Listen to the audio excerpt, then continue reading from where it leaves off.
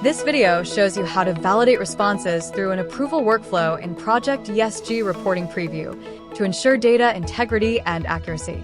For this, we'll create approval policies. Let's go to Policies and select New.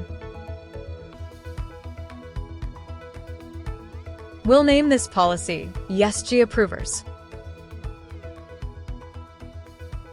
You can now add all the approvers to this policy and specify the sequence in which the approval should occur. For example, let's add an ESG analyst from the organization and set the sequence to 1, indicating that this is the first approval step. Next, let's add another approver. Suppose we have an ESG controller in the organization. We'll set the sequence to 2 and choose the approver. This way, you can add multiple approvers and define the order in which the approval should happen. Once done, save and close this approval policy. Now let's navigate to one of the facts we've created and apply this approval policy. Go to Facts to see the list of all created facts. Let's select Scope 1 emissions and find the approval policy field. In this field, search for the approval policy you just created, which we named ESG Approvers. Let's change the status to Submitted for Approval and then save and close.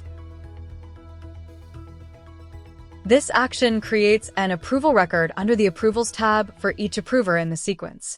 Approvers can then review the record, look at the artifact, and review your response. They have the option to approve, reject, or cancel the approval record. If an approver chooses to reject, they can specify a message explaining why, such as needing more information or supporting evidence.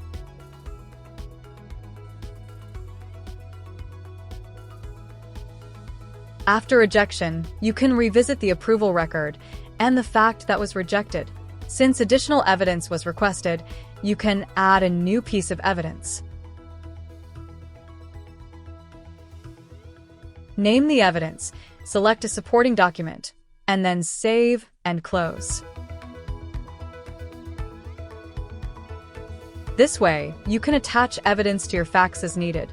By following this process, you can take all your responses through an approval workflow to ensure data accuracy and integrity. Thanks for watching. Be sure to check out these links for more information and join the conversation on our social media pages.